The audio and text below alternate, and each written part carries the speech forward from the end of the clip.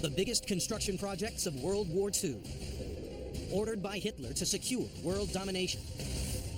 Now they survive as dark reminders of the Führer's fanatical military ambition. These are the secrets of the Nazi megaweapons.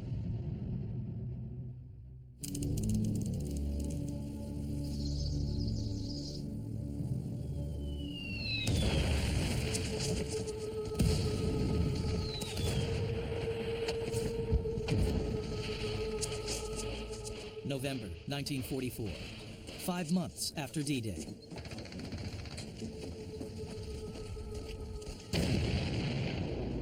The Nazis are battling to stop the Allied advance across Europe. But they're in retreat and now face an Allied assault on Germany itself. 21-year-old German Army Private Fritz Tillmans is on the front line, fighting to defend the fatherland. His life and the future of Nazi Germany now depends on one of Hitler's most ambitious megaweapons.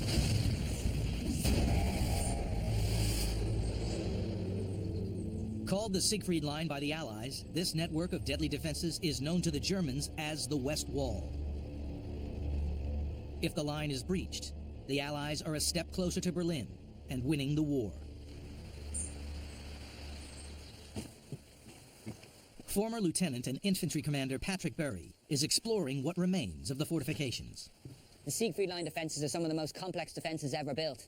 They're designed in belts and to create defence in depth, and they consist of concrete bunkers, log-line trenches, fortresses, hundreds of miles of barbed wire, and thousands of mines. It stretched all the way from the north of Germany's western border down to the south, and it was part of Hitler's plan to make the western part of Germany impregnable. The story of the Siegfried Line starts in 1936, when Hitler makes a decisive move towards world domination. In total defiance of World War I's Versailles peace settlement, he stations troops in the Rhineland. The Allies had banned the German military from this industrial border zone to prevent further European conflict. Hitler's master plan hinges on remilitarizing the Rhineland and the construction of massive defenses. Hitler's very keen to defend his western frontier because he has big plans, and those plans involve German expansion. But he sees that expansion taking place to the east. What he feels is that it's Germany's manifest destiny to take territory, and he's going to do that in places like Poland and the Ukraine. And so defending his western frontier allows him to do that to the east without worrying about attack from the Western powers.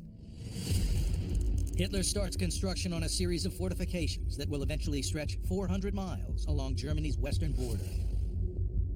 It's an interlocking system of tank traps, anti-personnel devices, trenches, pillboxes, and subterranean command centers. The Siegfried Line is what is known as a defense in depth. A defense in depth doesn't rely on a single line of fortification. It's not a single line of trenches. Rather, it is a series of interlocking defensive zones. As an enemy advances into a defense in depth, the way that the defensive zones and obstacles are structured forces to take certain paths into pre-planned killing grounds. As the attackers are drawn deeper into the maze of defenses, they are stripped of their supporting armor and artillery. Exposed and isolated, they can be easily eliminated. In June 1936, the Army starts building a thin line of gun emplacements and observation bunkers along the German border with France. But there's little funding or raw materials, and progress is slow. After 2 years, just 640 bunkers are complete. At this rate, the wall will not be finished for another 10 years. Hitler can't wait that long. He makes the Siegfried Line a national priority, and in May 1938 brings in engineer Dr. Fritz Todt to oversee the works. Modest and unassuming, Todt is not your typical Nazi. But as the creator of the world-famous Autobahn road system, he's proven that he can think big, which is just what Hitler wants for the defense of the Third Reich. Mein Führer, the fortifications will be complete before the start of winter, including the extra armor and concrete structures you ordered. 287,000 workers are now assigned to this project from our organization alone. Excellent. Hitler wants the fortifications ready in just 4 months, to coincide with plans to invade Czechoslovakia in October 1938. Todt is authorized to call upon all the resources Germany has to offer. Todt throws everything at the project. I mean, all other major construction projects which are underway in the Reich are cancelled, they're put on hold. Vast amount of manpower. Virtually every single civil engineer in the country is diverted to us to feed this one big project of the Siegfried line. With Todt in charge, construction moves forward at a rapid rate. The Siegfried line development is a hugely, hugely ambitious project. I mean, the amount of concrete involved, the amount of manpower involved, the cost involved is truly phenomenal. 400,000 conscripted laborers and 50,000 army engineers are brought in from across Germany to build the wall. 4 Leute. Ja, das ist sehr gut. 100 trains a day bring construction materials to western railheads. From there, over 8,000 trucks transport the materials to site. Workers spread 7 million tons of gravel, pour 6 million tons of cement, and unfurl 3 million coils of barbed wire. You've got around 70 new defensive positions every day being constructed, and the net result is that in 4 months, around 10,000 bunkers have been built. Nothing like this has ever been built in Germany before. Battlefield archaeologist Dr. Tony Pollard is near the German border with Belgium. He's searching for evidence of how Fritz Todt engineered Hitler's Siegfried line. This looks like a hedge line, the edge of any field, beautiful rolling agricultural landscape. But when you get into it, what you find are these huge concrete chunks. They're known as dragon's teeth. And these are anti-tank defences, and they're one of the characteristic components of the Siegfried line. Tanks roll forward and become trapped on the dragon's teeth. The hull of the vehicle is exposed and can then be targeted with explosives. Here's a broken tooth. It gives us a great idea of how these things were constructed. They would take wooden moulds, put in the iron reinforcing rods, and then pour in the concrete. This is just one tooth, but there are thousands of them. A massive undertaking. You're looking at 193 tons of this iron per kilometre of dragon's teeth. 5,500 cubic metres of concrete for every kilometre. But dragon's teeth are just the beginning. Hitler also orders the construction of another 10,000 bunkers. The Siegfried line is hugely ambitious. Its sheer scale, the sheer nerve and arrogance almost of thinking up such a project is quite breathtaking. The Siegfried line bunkers range in size and style.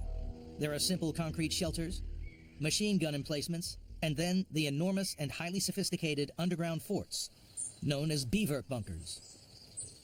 The Siegfried line is made up of a huge number of installations, and among the most impressive of those are the subterranean Biwerk bunkers. And this is one of them, the Cat's Head.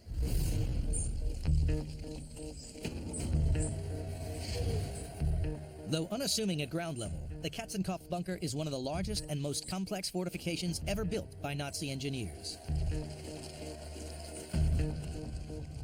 It's one of 32 command and control centers placed at key tactical points along the German border. 4 stories deep, this sprawling underground lair contains everything an 80-man troop needs to be self-sufficient for up to 30 days.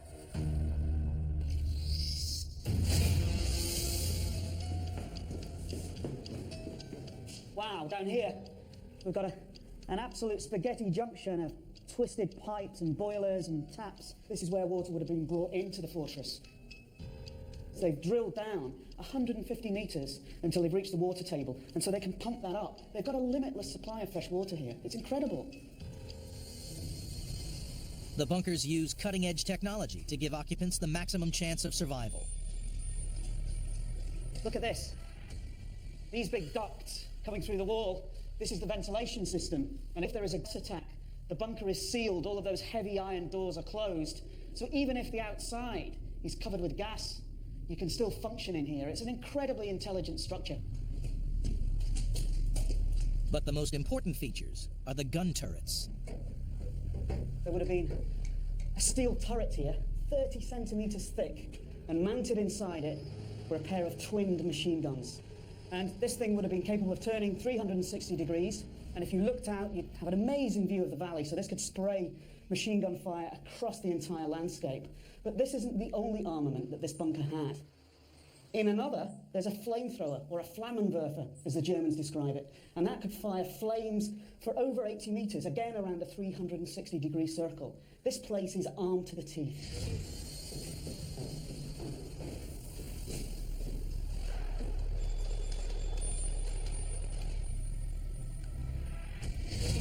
4 floors down, an 80-meter tunnel leads to a second, smaller gun turret.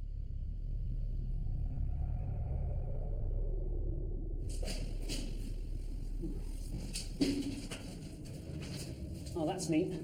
That's a gun port, so a man behind here could shoot all the way up the tunnel if the enemy was storming through. But that would have been a pretty last-ditch stand, I think. This remote turret is a self-contained unit. It's equipped with yet more machine guns and grenade launchers. Looks like the accommodation block for the crew, and these brackets would have held bunk beds.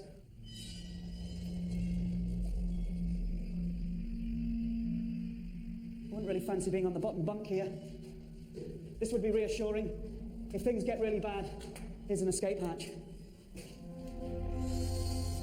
But not everything in this bunker is high-tech. Whoa, I know what this is. There would have been a trapdoor over here that most of the time would have been closed, but if the place was under attack, the trapdoor would have been lifted, and if the enemy broke through the door, they'd fall straight into this. Hitler watches closely as the Siegfried line takes shape. He carefully stage manages his frequent visits to sites and projects an image of Nazi Germany as an impenetrable fortress. The Siegfried line is a very important propaganda tool for Hitler. It demonstrates Germany's ability to muster manpower, resources, and also represents its military strength. And it's a warning shot to the West. In visiting the site once, he said, "I am the greatest builder of defences of all time." March 1939. Hitler annexes Czechoslovakia. Desperate to avoid another war and intimidated by Germany's new defenses, Britain and France have agreed not to intervene.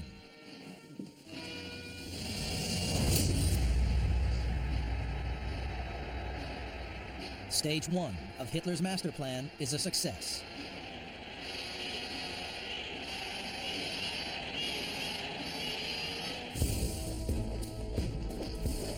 With Germany's western border finally secure behind thousands of bunkers and gun emplacements, Hitler sets his sights east on Poland.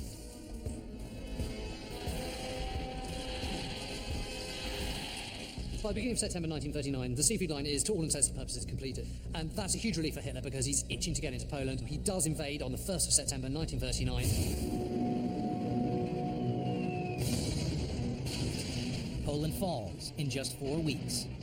The Siegfried line now becomes the front line for Hitler's expansion west. Once Poland's under Nazi control, he then turns his attention west, and on the 10th of May 1940, he invades Belgium, Holland, and France. France is one of the biggest military countries in the entire world, and all 3 countries are completely overrun within 6 weeks.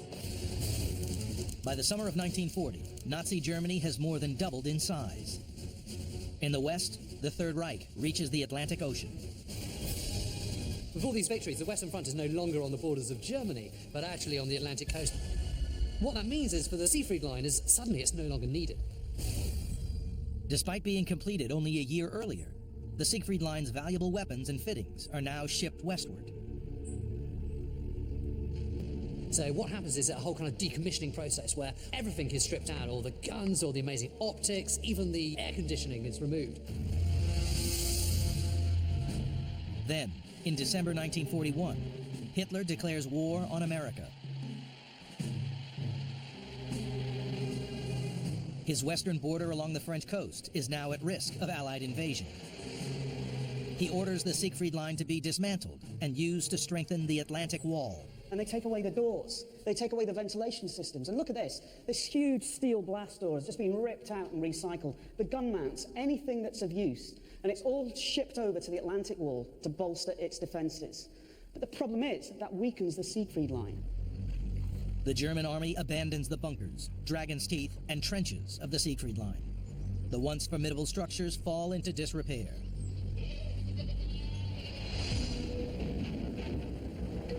With the war now playing out on a global scale, hundreds of thousands of young men are conscripted into the German army.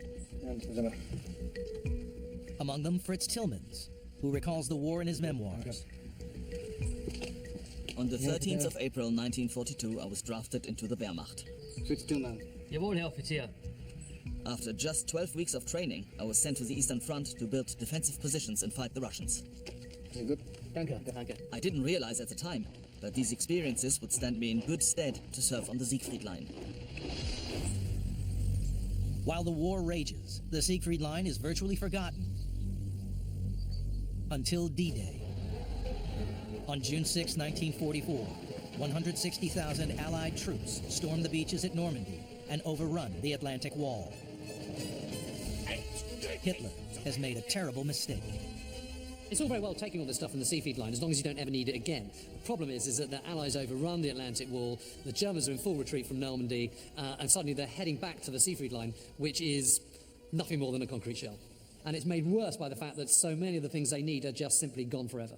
Hitler has two problems. Not only are his defenses inadequate, but his prize-winning engineer, Dr. Fritz Todt, has been killed in a plane crash. Hitler decides to oversee the renovations himself. The Western Front must be strengthened at once. I want an immediate report on the organization of labor and the progress of construction. Our forces must defend every inch of ground from our enemy. That is an order. The Nazis race to reinforce the Siegfried Line. They install small bunkers with circular openings for weapons, known as Tobruks, and 5,000 tube-like Koch bunkers, which act as extensions to existing structures. There's also a heck of a lot of mines and a lot more wire. It's just doing what they can as quickly as possible to make this as impregnable as they possibly can in the time allowing. It's only been 5 years since the Siegfried Line was completed. But technological innovations during the course of the war mean that defenses are already outdated. Technology's really changed over the intervening years, and guns have become a lot more powerful. So a lot of the concrete that would have withstood Allied firepower in 1939 no longer will, and that's a major problem. Also, certain positions were designed for a particular type of gun, which either has become obsolete or simply no longer exists anymore. So there's a whole host of problems facing them. To solve these problems, Hitler brings in his best defensive tactician, Field Marshal Walter Model. He is a ruthless and actually not particularly well-loved commander by the officers. The men like him. They nickname him the front pig because he spends a lot of time visiting the soldiers on the front, and he's very careful to make sure that he's taking risks that his soldiers take. On a number of occasions, he actually personally leads defenses with pistols in his hand. Because of this sort of aggression and his lack of finesse, Hitler particularly likes him. On August 15th, 1944, Hitler summons Model to the Wolf's Lair. My favorite general. Heil Hitler. I have something for you. You are my lion of defense.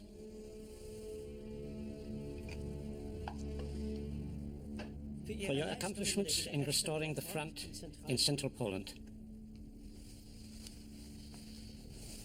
After decorating Model, Hitler reveals his plan. I have a new assignment for you. Jawohl, mein Führer. You are to take over the command of Army Group West with immediate effect. The defense of the fatherland's western border is in your hands. Herr General. Under Model's command, the Nazi war effort in the West is now focused on the Siegfried Line. After storming the beaches at Normandy, the British and other allies push north along the coast to liberate Belgium and Holland, while the Americans head straight for the Siegfried Line to strike at the heart of Germany.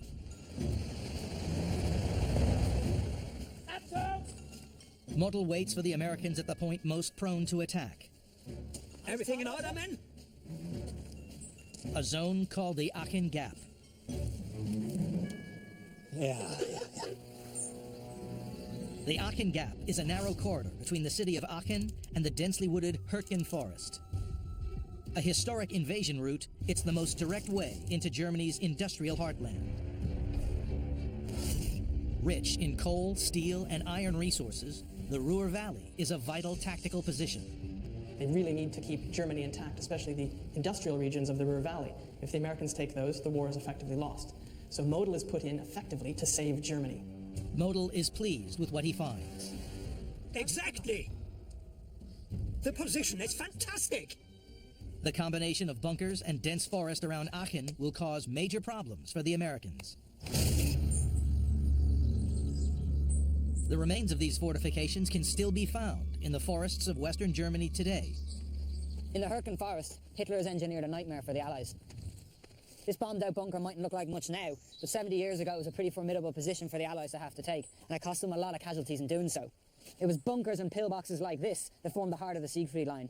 This one would have been complemented by another one, perhaps 200 yards up there, and another one 200 yards over there, all interlocking with each other so they could support each other as best as possible. This is one of almost 3,500 Type 10 bunkers that Model strengthens in preparation. So here we've got a gunning portal where they could have put any kind of machine gun or maybe perhaps a larger caliber weapon here to fire out on the attackers. You've got the air intake duct here. We know they're very keen to keep the building gas tight because they're very afraid of gas attack. And then we move in where you would have had a heavy thick door, perhaps up to between 20 and 50 mil thick, which would have closed tightly against this to keep the structure airtight. Past the gas-proof entrance is a stand-to area, which acts as living and sleeping quarters. Separate to this is the combat room. You can see here you've got a mount for probably a machine gun, and you've got a wide open port for the gun to fire from. And if you look just how wide the field of fire is, you've almost got arcs of probably about 160, 150 degrees, so it's really quite impressive. They have the gun set up here, and it's quite low for any oncoming attacker. It's going to shoot them in the legs or in the chest, but only as they get closer to you. And then you can see here, they've got another position, a secondary position, which has got far tighter field of vision, but can cover the approaches to the door here. And the final, last man standing position is basically this hole here, which means you can shoot through any attackers coming through while you're protected behind this heavy wall. With ceilings and walls 5 feet thick, each bunker holds up to 12 men. The conditions here would have been cramped, they would have been grim, and it would have been cold. But if you're a German soldier, you'd much rather be in here with overhead protection than out there where you're totally exposed. Not only does it protect you from artillery shells landing, but crucially, it protects you from tree bursts. Now, tree bursts are when artillery shells land or hit the tops of the trees and then cause shards of timber and shrapnel to come down on the troops exposed underneath. They were one of the biggest causes of American casualties in the Battle of Hürtgen. But for the Germans inside, they're protected. Model's troops dig in, waiting for the American attack. Among them is Private Fritz Tillmans. He's already battle-weary from serving on the Eastern Front. In 1944, they were desperate for experienced soldiers to fight on the Western Front. I'd fought in Russia, but been injured by shrapnel and admitted to hospital. As soon as possible, I was discharged and sent straight to the Hürtgen forest. "5 years after being built, Hitler's mighty Siegfried line will finally be tested in battle.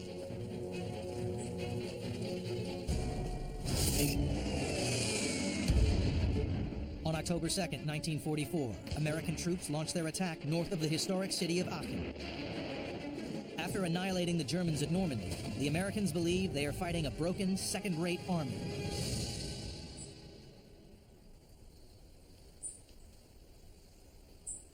By this point of the war in Europe, the Allies had numerical advantage over the German. They had air superiority, they had more men on the ground, and importantly, they outnumbered German tanks by about 10 to 1.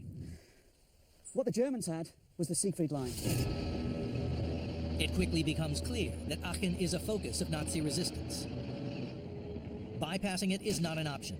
The Americans will have to take the city. There are effectively two strong lines of defense built around Aachen. It is really a hard nut, a hinge on which the rest of the Siegfried line is sitting. So the Americans are anticipating a fairly easy fight, but it's actually been integrated as the hard point in a very complex defensive system. The American strategy is a two-pronged assault on the Siegfried line from the north and south. Once they have encircled the city, they can pulverize it with bombs and shells. If they succeed, Aachen will be the first major German city to fall. But the Nazis have taken extra care to protect this strategic city. There are more Dragon's Teeth, reinforced bunkers, and bigger anti-tank obstacles. Grief. This is an anti-tank wall, part of the defences of the Siegfried line, and much grander than the Dragon's Teeth. Wow. I can see, stepping back, that it's at the base of a hill, and what it does, as part of the original design of the Siegfried line, what it does at really minimal expense, it makes this hill theoretically impregnable.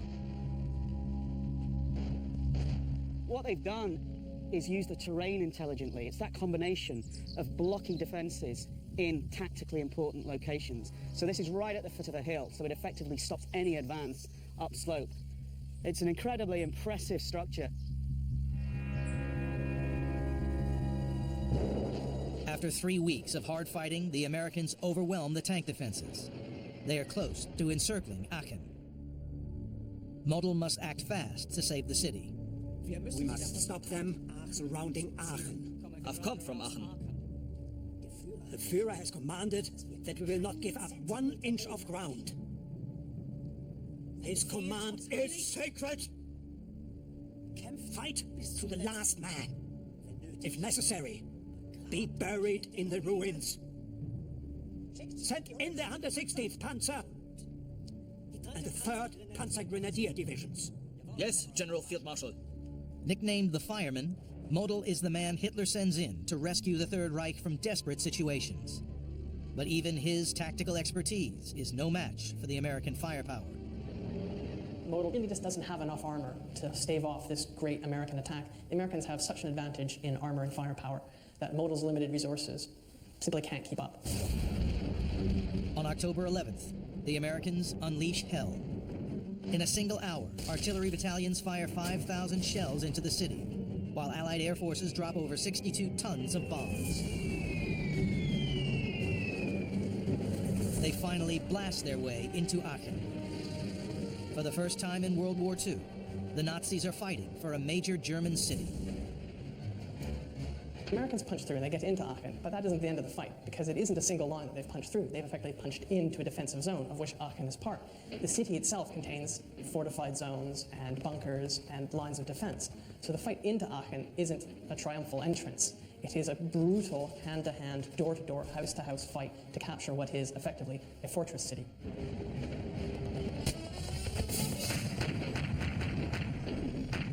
The Germans knew this town like the back of their hands, and they used it to their advantage. They used everything it had to offer as a form of defence.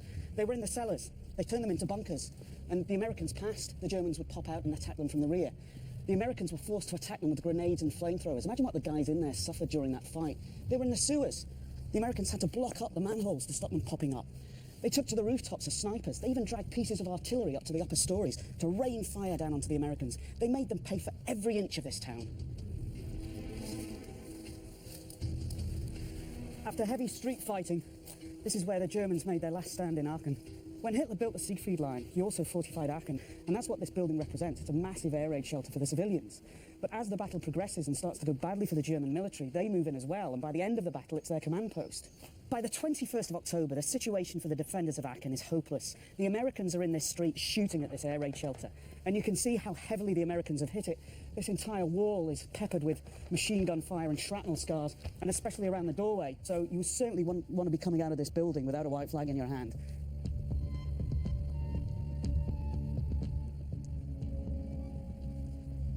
The German commander puts out his last radio message to the High Command, and it goes along the lines of, after very heavy street fighting, all ammo expended, no water, no food, the enemy are close to the command post of the last defenders of the Imperial City, radio prepared for destruction. It doesn't get any more evocative than that, and not long after, the Germans surrender.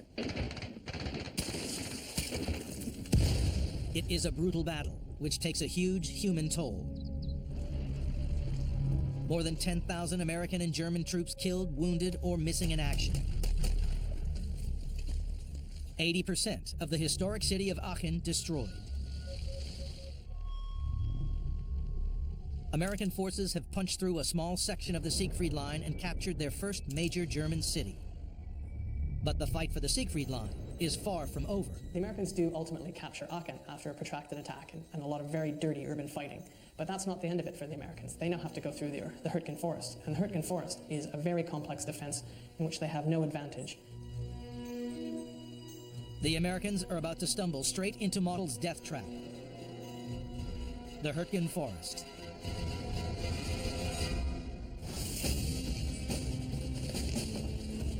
On November 2nd, 1944, American troops are in the forest flanking the city of Aachen. Model prepares his men. After losing Aachen, the situation looks desperate, but Model has built his reputation on winning against the odds. Everyone must understand the gravity of the situation. This moment will be enough to distinguish the true men from the inept ones.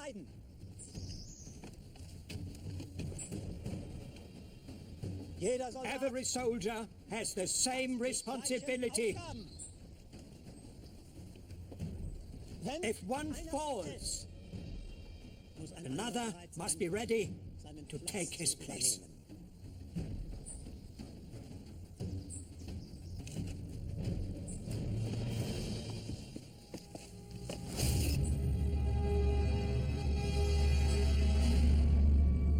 Moving into the Hürtgen Forest feeds into Model's hands, because not only have you got the fixed defences of the bunkers and the mines and gun positions and all the rest of it, you've also got the natural defences of the forest. The two great American strengths in firepower, tanks, and close air support aircraft, are stripped away. They simply can't operate in the Hürtgen Forest. The trees are too tightly packed, the ground is too close. The Hürtgen Forest's rugged terrain levels the playing field, giving the Germans a fighting chance against the superior military might of the Americans. Get ready, lads. Hans, are you ready? Yeah. Fritz Tillmans recalls the start of the battle. Our troops' mission was to defend the village of Schmidt, a key position on our supply route. We could see the Americans across the valley were trying to attack with tanks and infantry. There were so many of them, and we couldn't believe how they just kept coming. Men like Fritz Tillmans and his units would have been dug in this area, holding firm. And here could well have been a fighting position. And if you get down here, you can see that basically this would be a decent enough position for a machine gun.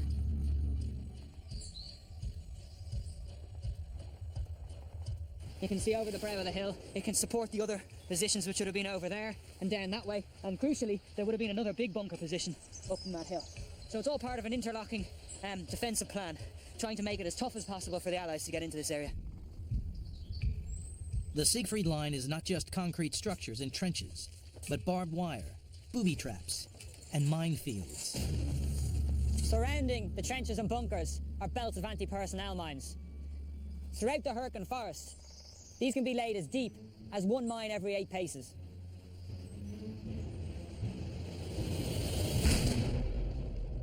If you're an American soldier trying to attack the Germans, it is a nightmare. It's practically impossible. It is the last thing that you want to be doing. It's a really, really tough place to be fighting. From September through October, the Allies battle to clear the Hürtgen Forest, but the German defences prevent any notable advance. Conditions are cold and wet. The fighting is brutal. 2 American regiments are completely wiped out. GIs call this dense forest the Death Factory. Every 2 weeks, a new wave of American troops is thrown against the Siegfried Line, but they just can't break through. It's 1, 2. These look like foxholes that were dug by the Americans here. We've got a few of them. It's just basically a simple, prepared position dug by infantry soldiers. That's all it is, compared to the Germans who've got, concrete defences on the Siegfried Line. All the poor bloody infantrymen here can do is dig in with their spades, and their shovels, their small shovels. Model's tactics are working, but he's not content with just holding the Americans back. He wants to destroy them. Ensure that Troop Wegelin is sent to the Hürtgen front immediately. I demand total dedication. The enemy must be destroyed. Model is considered to be a ruthless commander. And Hitler says to one of his staff officers at one point, "By God, did you see that man? I trust him, but I wouldn't want to serve under him."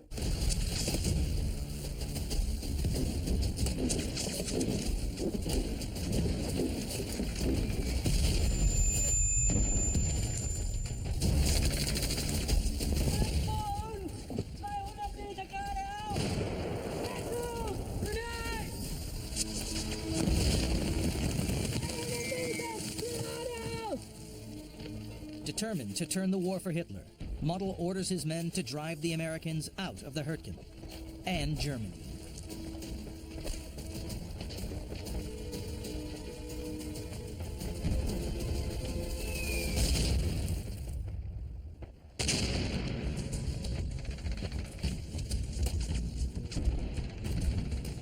November 8, 1944. German Army Private Fitz Tillmans has no choice but to leave the safety of the Siegfried Line and enter the fray. It's a doomed mission. We'd seen a huge number of GIs digging in the day before, and we only had a strength of about 30 to 40 men, many of whom were not experienced soldiers. I had serious doubts about our attack. It seemed like a suicide mission. The problem now is the shoes on the other foot, and attacking is very different to defending. Without the protection of the Siegfried Line, Tillman's unit becomes vulnerable. We received orders to push our attack further along the east side of the valley. The first few hundred yards went fine, but then we came under artillery fire, and we had our first casualties. Forward! Go, Hans! I'll cover you. Hans! Are you hit? Oh no! Pigs! One of my best friends was badly wounded. He died later at the first aid station.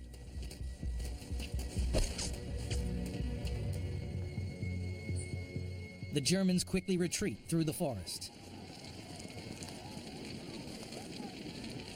Things are getting pretty desperate. The conditions are horrendous here. We know that the quality of the troops is declining. They're losing a lot of senior NCOs, which are non-commissioned officers, basically leaders, so they're not as well led. And then supplies are running out too. They've got fewer and fewer ammunition. They don't have enough artillery shells to support them. And crucially, they don't have enough of their kind of personal fighting equipment, like sleeping systems and also rations. Field Marshal Model's counterattack may have failed, but the Siegfried Line is still holding firm. Hurtgen Forest is one of the longest and bloodiest battles the US Army ever fights. And the truly horrific costs aren't really borne out on the ground. They haven't advanced that far. The Siegfried Line, where the positions are, and the forest defences are still largely intact, so they haven't fulfilled their objectives. In just under 5 months, the Allies have liberated over 220,000 square miles of Western Europe. But now they've stalled at the Siegfried Line. The Battle of the Hurtgen Forest ends in a kind of bitter, bloody stalemate in which casualties on both sides are absolutely enormous. About 30,000 men on both sides are killed. Critically, the stalemate in the Hurtgen Forest has bought Hitler time. He has been secretly planning a major offensive just 20 miles further south and is moving troops into position, ready to launch them at the Allies. The man he puts in touch with it is the man who's so tenaciously defended the Siegfried Line up to that point, Field Marshal Model. On December 16th, Hitler's miracle worker, Field Marshal Model, puts the Führer's audacious plan into action.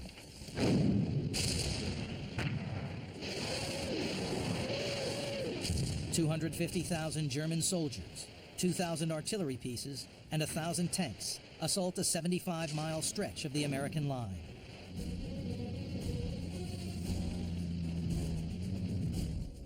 The plan is to surge forward through Belgium and drive the Allies back into the sea. It would become known as the Battle of the Bulge.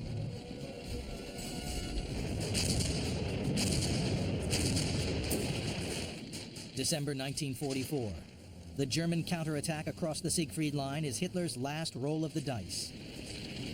Hitler, in all his irrationality, still thinks he can somehow scrape a victory or some advantage at the end of the war with an offensive. catches the Americans by surprise and actually does gain some initial advantage and some initial advances, really it's never going to succeed. But the German forces can sustain their ferocious momentum. Outside of the defensive advantage offered by the Hürtgen Forest and the Siegfried Line, the Germans really don't have the capability to launch an attack. They don't have sufficient air power, they don't have sufficient artillery, and they're running out of fuel. Once American reinforcements arrive, they quickly halt the Nazi advance. Hitler's desperate gamble to change the course of the war falters in just 3 weeks. The great offensive that Hitler's planned, that Models carried out, has proved a busted flush, and they now have no choice but to retreat back away from the Siegfried Line, abandon it, and fall back behind the next great obstacle, which is the River Rhine. The Allies coordinate a massive final push on all fronts. With the German troops now in retreat, the Siegfried Line falls at a rapid rate. Model no longer has the ability to counterattack, to stop those breaches. When he can't plug the holes, because he doesn't have the tanks, the material, the men to do it, then the line becomes pointless. It can't be defended. It's just a bunch of furniture out in the forest.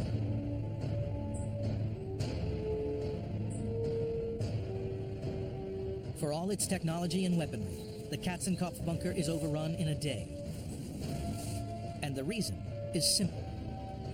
It's all well and good having a really impressive defensive system like the Siegfried Line, but you need the soldiers to man it, and by the time the Allies are knocking on Germany's front door, their military machine is pretty much broken, and Hitler just doesn't have the resources to throw at it, and they can't stave off the inevitable. Although the Siegfried Line was a really strong defensive network, ultimately it was only as good as the men who occupied it, and when they lost their fighting spirit, it was easily overcome. The Siegfried Line was an extraordinary feat of military engineering. It was a successful propaganda weapon that gave Hitler the power to instigate World War II. It allowed the Nazis to hold their enemies back long enough to counterattack in the Battle of the Bulge.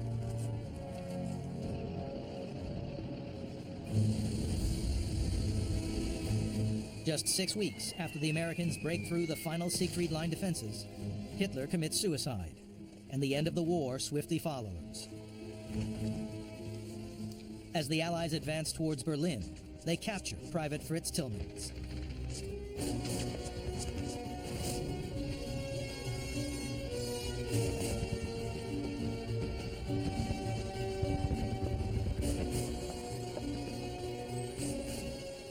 Field Marshal Muddle refuses to surrender to the British. On hearing he could face charges for war crimes,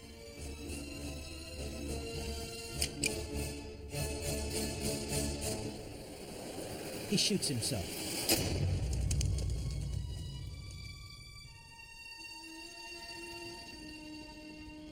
Described by one Allied commander as the strongest net of fortifications ever constructed by the human race, the Siegfried Line campaign cost the Americans 140,000 casualties.